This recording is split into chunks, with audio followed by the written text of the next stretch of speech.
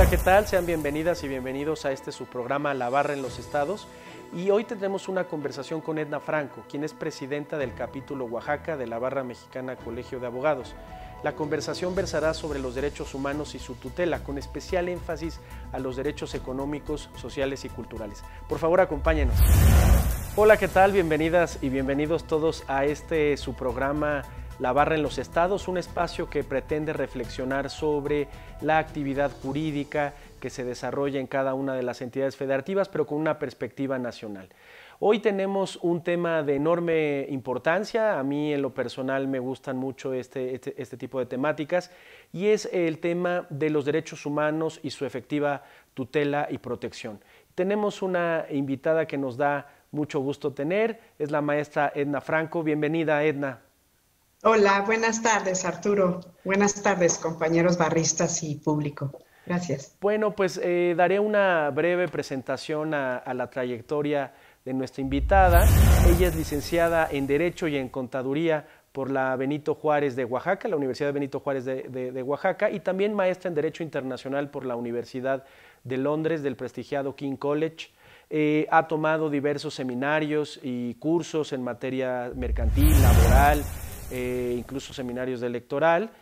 Domina el inglés y el francés a la perfección, y es socia titular del despacho jurídico corporativo Franco. Entonces nos da mucho gusto tenerte, Edna, bienvenida. Y pues dar paso a este tema, ¿no? Los derechos humanos, pues es un tema pues de enorme importancia, de enorme vigencia. Pero antes de eso nos gustaría mucho que nos platicaras de la actividad que tienes como presidenta del capítulo en Oaxaca, y qué actividades han emprendido, y un poco para conocer todo este quehacer tan importante para la barra. Muchas gracias. Pues el capítulo tiene escasos 2 años y medio. Ha sido una labor un tanto, pues sí, difícil en cuanto a que generalmente no estamos muy acostumbrados a un tema de obligatoriedad en ciertos tópicos, pero gracias a Dios ha salido todo adelante. Este año pues frenó mucho la actividad, desde luego. Tuvimos en julio, que fue muy importante, varias sesiones de ética y otros temas de mediación, que pensamos que es lo que nos puede sacar adelante en tiempos tan complicados como ha sido este año.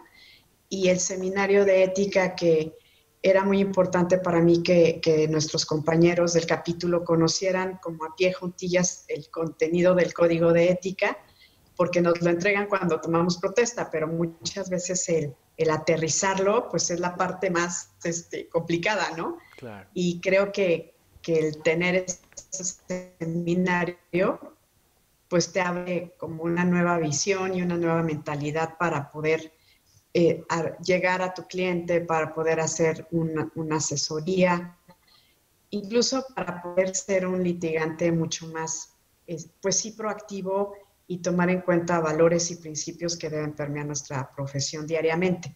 Esa actividad pues me pareció muy importante para todos. Tuvimos buena asistencia, y los compañeros de Oaxaca sé que están participando en diversos foros de nuestro colegio, ¿no? Entonces, tenemos tantos seminarios y cursos que gracias a Dios tenemos mucha oportunidad de participar, quizá no como antes, porque antes teníamos que ir a la Ciudad de México, todo era presencial, y la pandemia contradictoriamente nos ha permitido acceder sobre todo, por ejemplo, a la comisión de mediación, que es un tema que en Oaxaca necesitamos mucho porque no tenemos todavía mediación privada, certificada por nuestro tribunal. Entonces podemos tener como los conocimientos, pero no tenemos la certificación de nuestro tribunal.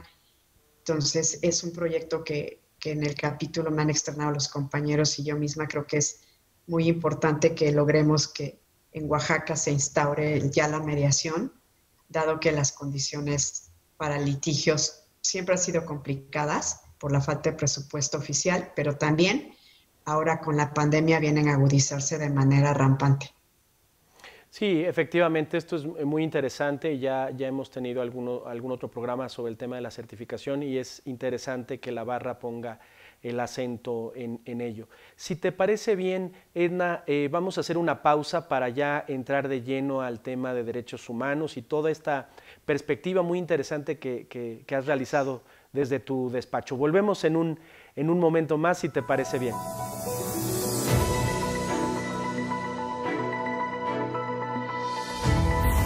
La Barra Mexicana del Colegio de Abogados se suma al movimiento Un Día Sin Nosotras, convocado para este 9 de marzo de 2020 de la situación de violencia que enfrentan las mujeres en nuestro país. Enfrentar los retos del deterioro del Estado de Derecho en estos tiempos no es tarea sencilla. Estamos trabajando intensamente en las diversas actividades que nos corresponden. Afortunadamente contamos con una membresía cada vez más unida y participativa.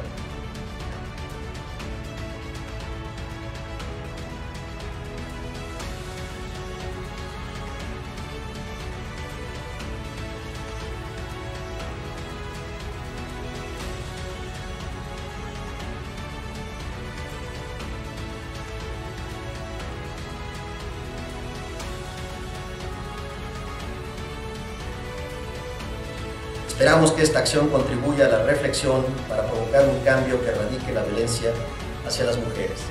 Cierro la cita.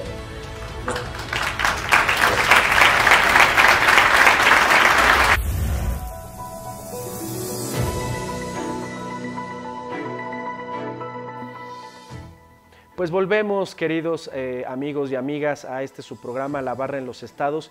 Estamos empezando una discusión muy interesante sobre los derechos humanos. En lo personal, a mí me parece un tema de enorme importancia y estamos platicando con Edna Franco, que ha realizado una actividad muy interesante a partir del litigio estratégico en su despacho, donde platicábamos temas que tienen que ver con el derecho a la salud, pero también con el tema de la educación o del agua.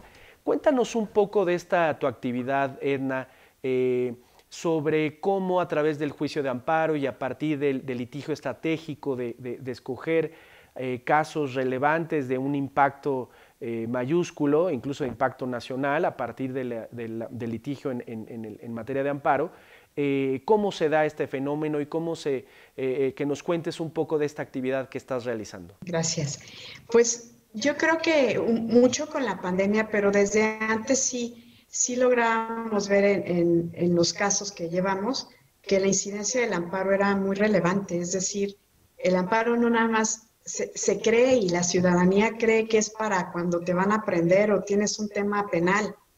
Y bueno, los abogados lo sabemos que no es así, pero en el día a día las personas desconocen que el amparo es un medio de defensa para hacer efectivos tus derechos humanos, todos, ya hasta los derechos humanos económicos, sociales y culturales, ¿no? Realmente ha sido un parteaguas, tenemos 9 años en el tema, ¿no? Es nada comparado con todo lo que ha pasado en el mundo en materia de derechos humanos. Y creo que es una gran oportunidad para que los abogados, pues sí, cambiemos nuestro país a base de sentencias federales, que logremos que los juicios de amparo que se lleven logren, si no bien no van a ser un programa de política pública, sí van a cambiar un estándar de vida que incide en la toma de decisiones para políticas públicas. Para mí es como realmente una muy buena noticia. Las personas no lo creen. Durante la pandemia hemos promovido 14 amparos, si mal no recuerdo, hemos amparado a más de 110 personas en grupo, y ahorita tenemos en ciernes, este viernes firmarán un amparo en Mitla, pues 100 familias de niños y adolescentes, un poco más, porque no tienen acceso al derecho a la educación. Y esto, la verdad, es conmovedor.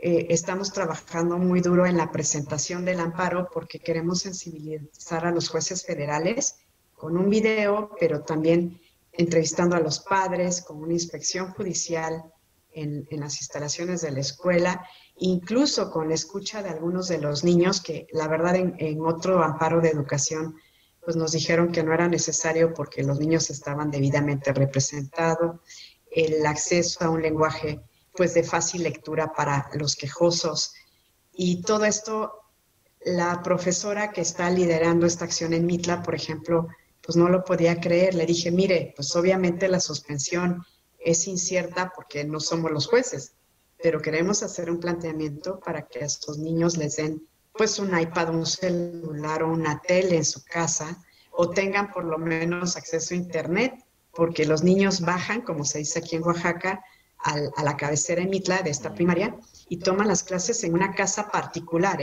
que consiguió el municipio, porque no tienen instalaciones escolares.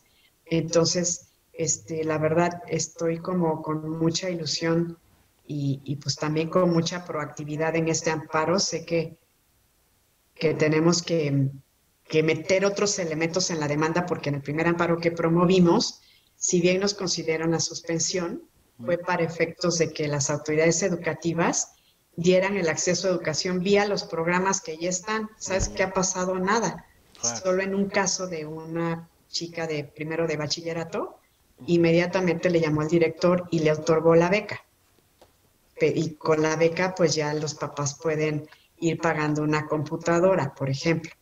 Pero sí es realmente, pues, sobrecogedor y pues a mí sí me mueve el corazón que haya tantos millones de niños en México que están compartiendo un celular de la mamá sin plan, sin buena cobertura, sin internet, o están cachando el internet y no tienen realmente acceso a la educación en casa, no hay horarios, el maestro se conecta cuando tiene línea en el pueblo donde está, porque pues el maestro no está presencial en Oaxaca, no está quizá en su casa, y realmente esto a mí se me hace aberrante, porque es un derecho que incide en el progreso de nuestro país. Hay una niñez que se le ha negado el derecho al progreso, hay una educación digna, de verdad. Y creo que en Oaxaca, bueno, este es un tema muy, muy álgido. Sí. ¿Y cómo digamos, hacer compatible, sobre todo como muy bien lo planteabas, sobre los llamados DESC, los derechos económicos, sociales y culturales, que son derechos que tienen un importante carácter o condición prestacional, donde se necesita importantes recursos o la implementación de ciertas políticas públicas, cuando estos recursos no son limitados? Es decir, muchas veces, hay muchas ocasiones que sí, que hay una actitud negligente de las autoridades, pero muchas veces tiene que ver con una limitante de los recursos. ¿Cómo el derecho ha tratado de hacer conciliar, digamos, estos derechos que, como bien dice, son fundamentales, la educación, tener acceso a ella en condiciones difíciles, como en la sierra o en lugares donde no hay internet, con elementos que, digamos, muchas veces no hay recursos presupuestarios suficientes?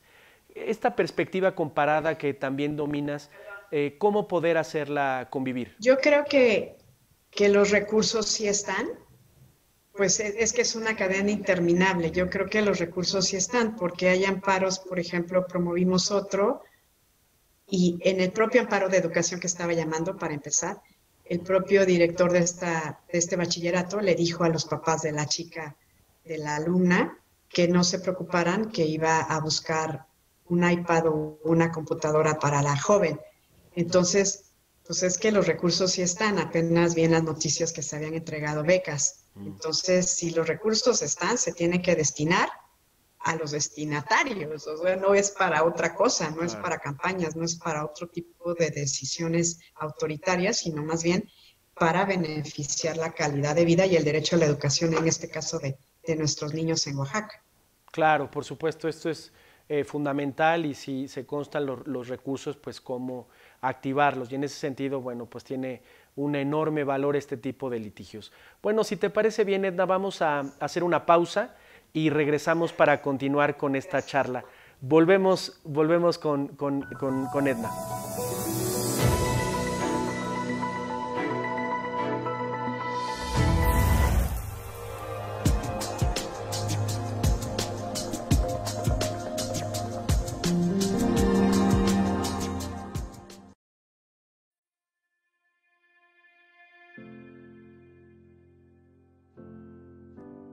Este es un mensaje de la Barra Mexicana Colegio de Abogados para todas las personas de nuestro querido México, esperando compartir un sentimiento de aliento y esperanza ante los embates del coronavirus.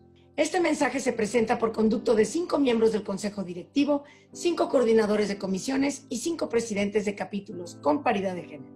La emergencia sanitaria nos afecta ahora más que nunca y es por ello que te invitamos a fortalecer la unión, la tolerancia con tus seres queridos y con la sociedad en general. Erradiquemos la violencia en el hogar y procuremos una sana convivencia en casa, así como en las relaciones de trabajo. Hacemos votos para que la solidaridad y el altruismo surjan en los corazones de todos aquellos que tienen el privilegio de poder ayudar. Médicos, enfermeras y demás personal de salud cumplen con su deber de cuidarnos a pesar de los riesgos que ello implica.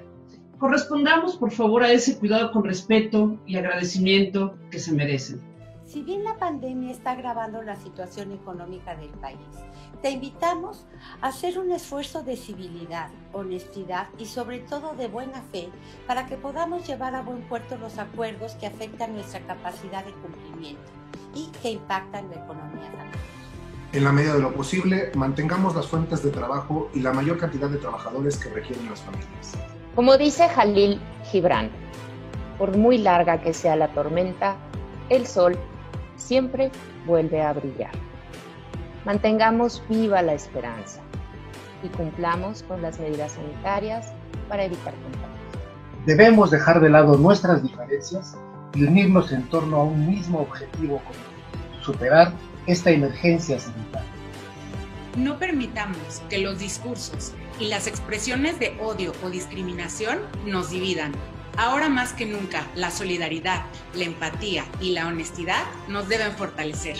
México es un gran país, con un pueblo extraordinario que no se vence con las adversidades. El COVID-19 no nos vencerá, al contrario, nos fortalecerá si lo enfrentamos con humanismo. El pesimista se queja del viento. El optimista espera que cambie, pero el realista acomoda las velas.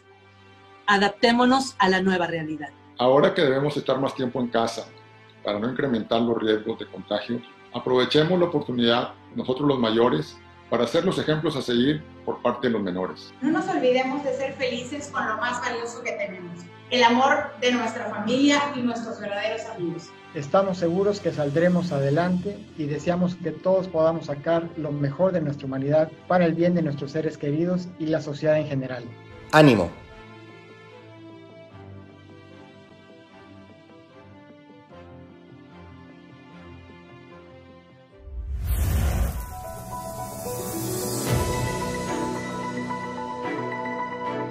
Pues volvemos a su programa La Barra en los Estados con esta estupenda conversación sobre derechos humanos y el impacto que el litigio estratégico puede tener. Hablábamos de educación, pero también Edna es una experta que ha presentado diversos amparos para tutelar el derecho a la salud y muy a propósito de la pandemia, un tema que tiene que ver con la falta de entrega de equipos de protección a personal de la salud. Cuéntanos un poco más de estos temas, cuál fue un poco los hechos del caso, estimada Edna, y cómo se ha ido desenvolviendo este tipo de asuntos. Sí, gracias. Pues mira, pertenecemos a una red que estamos haciendo esta protección del derecho a la salud y en la pandemia pues muchos socializamos el tema y el primer grupo fueron 11 doctoras del Seguro Social del Hospital General 1 de aquí de la ciudad, pues que estaban súper preocupadas, temerosas, porque no les daban el equipo, entonces ellas compraban su cubrebocas, su careta, les daban batas que se rompían cuando pasaban por una camilla, realmente una situación terrible que ahorita creo que ya no está tan terrible, pero muchos de los personal del equipo compraban su propio equipo y además no tenían condiciones, no había ruta para sacar los residuos peligrosos. Los tapetes sanitizantes desinfectantes eran trapeadores que se secaban durante el día, no había ruta para la salida de cadáveres, el comedor no estaba debidamente protegido y desinfectado, tan es así que murió una persona del propio comedor del seguro. Y bueno, hay muchas historias cruentas y se fue corriendo la voz y con mucho gusto, pues yo no sé ni por qué, de todas las amparadas, que son casi pues más de 100, son puras mujeres, solo un enfermero, incluso hasta personal de limpieza, porque pues el personal de limpieza está ahí limpiando el piso, está limpiando cosas, sacando la lavandería. Y al principio les daban otra batita igual, entonces pedimos que les aplicaran las normas de la Organización Mundial de la Salud y de la OPS. Y la verdad es que seguro sí se resistió y había cierto grado de, pues sí, de intimidación hacia las trabajadoras. Pero yo les dije, aguanten, no les pueden ni descontar ni afectar en sus derechos laborales porque tenemos una suspensión y ellos están obligados a acatarla. Entonces, así como que ha sido, a las autoridades no les gusta, primero traían un manual que, no te miento, imposible de leer, de normas del seguro, y dije, pues es que eso no es la ley, ustedes necesitan el equipo de protección que dice la OMS y que dice la OPS. Y en un jaleo, pues el seguro decía que no y que no había, y luego que venía en camino, yo veía que hablaban, pues todo el tiempo hablaban de los vuelos estos de China de Shanghái a la Ciudad de México llenos de equipo de protección, ¿no? Entonces, ¿dónde quedaban? Y incluso pregunté sobre el almacén, porque pues las señoras, las médicas me decían, es que ese equipo debe estar en el almacén, licenciada. Entonces, pues, ha sido una experiencia muy enriquecedora y sobre todo el hecho de que les entregaran el equipo, pues nos daba mucha luz y ellas están muy, muy contentas. De hecho, no lo pueden creer porque el último grupo que amparamos en septiembre fueron 2 de enfermeras embarazadas. Y ellas sí estaban súper tristes y preocupadas. Le digo, pero si ustedes son un grupo vulnerable conforme al acuerdo. Claro. Y decían, pues es que nuestra jefa dice que no y que no. Total que la suspensión se concede para que pues no se tengan que presentar, ¿verdad? Claro. Incluso de ese grupo, pues son más enfermeras, se ampararon casi 30 embarazadas, pero hay más. Entonces me dice una, es que ve que le dije que no regresara, pues regresó una compañera y ahorita está pues muy preocupada porque está allí.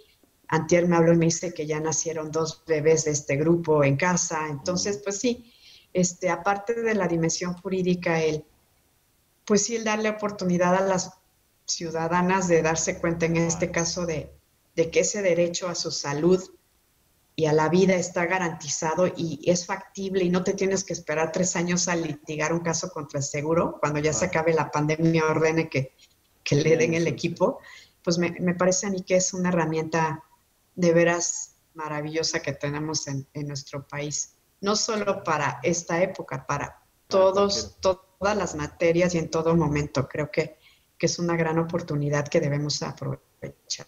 ¿Y ahí cuál crees que sea el problema desde el punto de vista jurídico?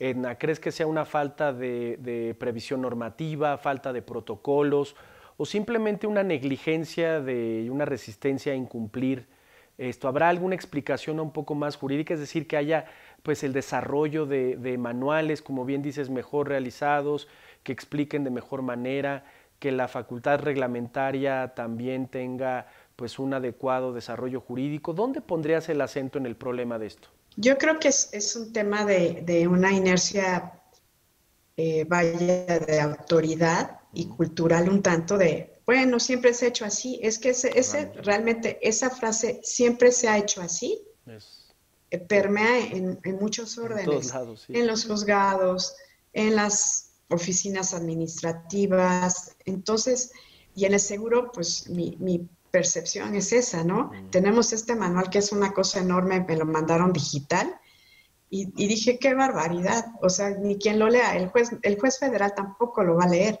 porque además no es ley. Si hay unas normas internacionales y estándares que regulan el tema del equipo de protección personal a nivel global, ese es el que aplica, porque además deriva de las convenciones y nos obliga. Entonces, pues claro que el seguro. Yo incluso pedí la suspensión para todo el personal médico. Dije, pues a ver si lo logro, porque pues debería ser, porque es una cadenita, hay interrelación, hay un contacto humano ahí en el hospital. Y pues no, fue para los quejosos siempre nada más. Incluso ya tuvimos 2 sobreseimientos, uno está en revisión Pero sí creemos que el juez debe estudiar también el fondo del asunto. No es sobreseer porque les dieron el equipo. Claro. Es pronunciarse para que estas sentencias precisamente permeen al sistema de salud en cuanto al IMSS trata, por ejemplo, en este caso. Y sé que en el ISSSTE está igual. También amparamos a otros químicos del sector salud de Oaxaca. Pero ellos, fíjate, están en el centro de transfusión sanguínea y lo mismo. O sea, no tenían equipo. Porque ellos no están en hospital, pero son los que hacen las muestras, son los que toman las muestras del COVID, imagínate. Claro. Entonces, sí. Claro, sí. No tengo...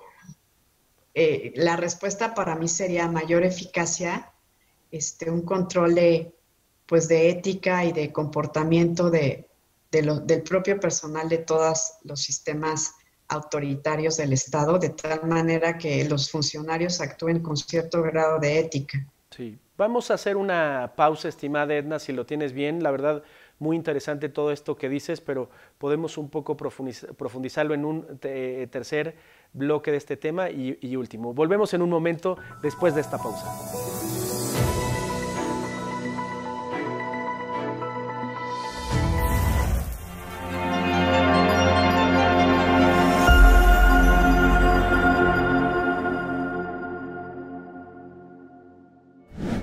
Compañeras y compañeros, como ustedes saben, la Fundación Barra Mexicana ha cumplido ya 20 años de existencia, 20 años de éxito, 20 años de historias, de bonitas historias, de haber transformado vidas, de haber tocado lo más íntimo de los seres humanos, un problema grave de derecho.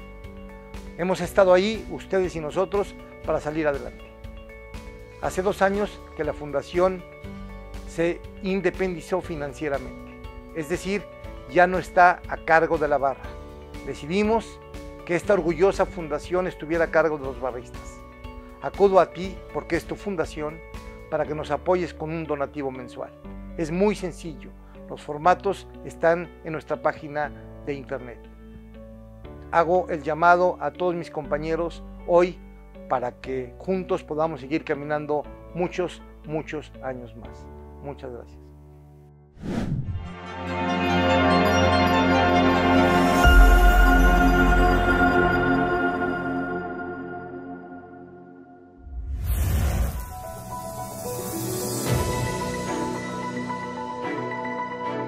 Pues volvemos a este último bloque de esta estupenda charla sobre derechos humanos, sobre DESC y la manera de tutelarlos.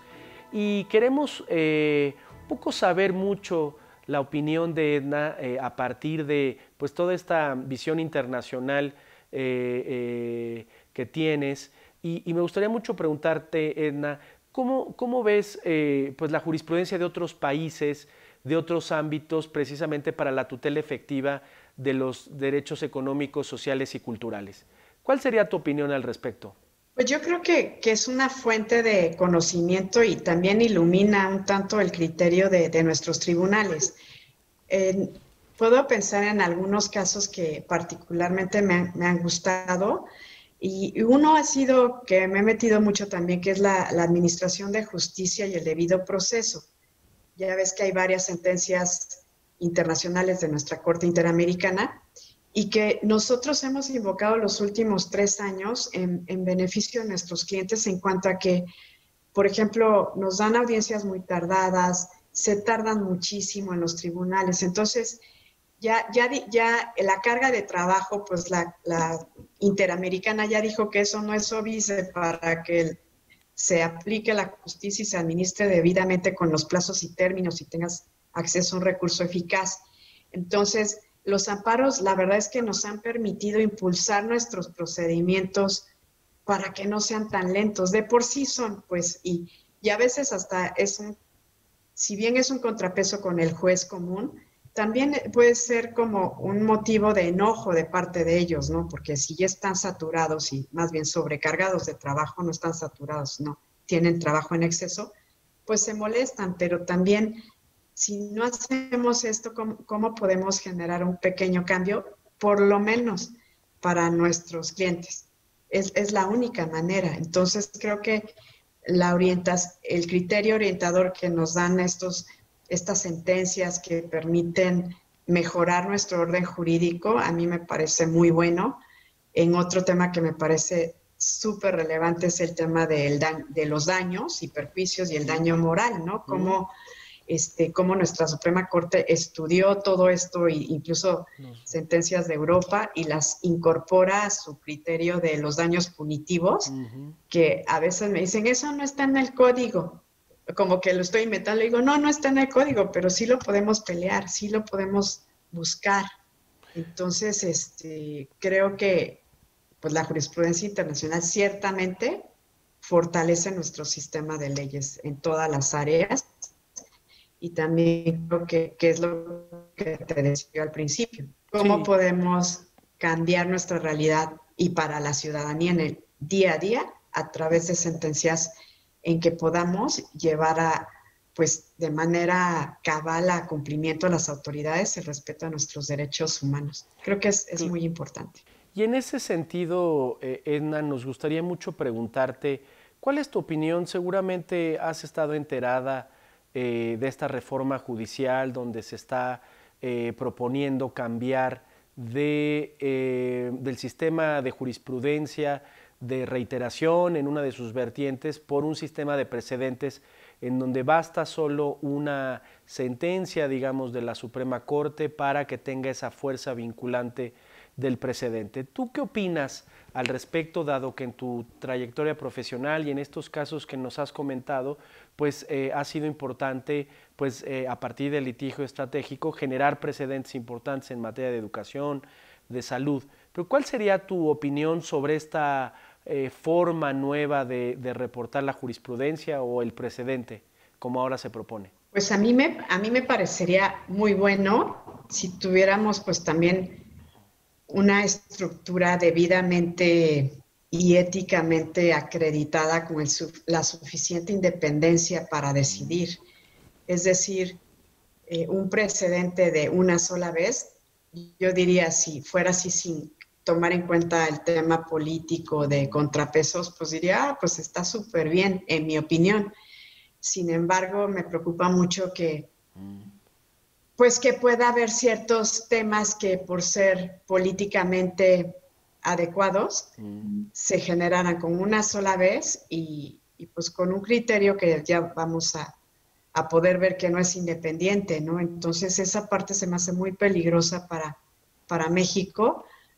Creo que tenemos que estudiarlo de manera frontal en un contexto real, pues porque pues tengo mis opiniones sobre algunas actuaciones que me parece que hay sentencias que han sido muy controvertidas en los últimos meses, como la de la consulta, ¿no? Que generó tanta rispidez. Y pues si son temas que inciden en política, imagínate, o sea, va a ser relativamente fácil cambiar un tema pues que pudiera ser un contrapeso para el gobierno, cambiarlo en la última decisión judicial, y esa sentencia pues va a ser un precedente único y obligatorio. A mí eso, creo que como está el país ahorita, no me gustaría que fuera así en el contexto de cosas. Tengo un cierto grado de desconfianza, pero pues a ver cómo nos va, ¿no? Yo creo que pues las cosas me preocupan. Ese tema me preocupa mucho, el tema de la incidencia política en las decisiones judiciales. Creo que todavía es muy desafortunado en nuestro país, muy, muy desafortunado. Entonces, pues no me gustaría que eso siguiera pasando. Si de por sí hay estas llamadas estratégicas de las autoridades en turno para guiar alguna sentencia desde el fuero común hasta el fuero federal, aunque se niegue, porque sí pasa, pues no me gustaría que eso siga pasando de peor manera con un solo precedente. Claro. Se nos acaba el tiempo, Edna. Tenemos 30 segundos. ¿Algo que quisieras agregar muy rapidísimamente a propósito de tu participación en este programa? Que los derechos humanos realmente sí se pueden hacer efectivos y materiales para todos, que la ciudadanía acuda a un abogado instruido en el tema y que cambiemos a nuestro país a través de sentencias. Eso es lo que me quisiera dejar. Pues bueno, nos despedimos con este mensaje de Edna, agradecerte enormemente tu participación, tus conocimientos y que los hayas compartido, además de toda la experiencia en el capítulo que presides y presides muy bien. Bueno, pues nos despedimos, la dejamos hasta aquí y nos vemos en el siguiente programa, en este su programa, La Barra en los Estados. Muchas gracias.